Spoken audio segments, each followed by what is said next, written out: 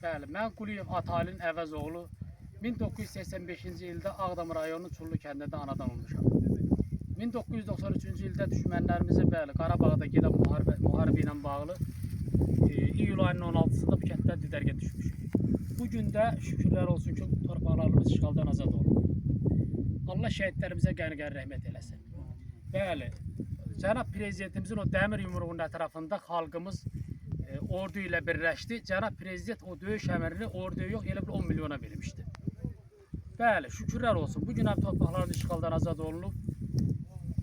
Bəli, mən də xahiş edirəm Cənab Prezidentimizə. Mən öz kəndimdə, öz ata-baba yurdumda yaşamaq istəyirəm.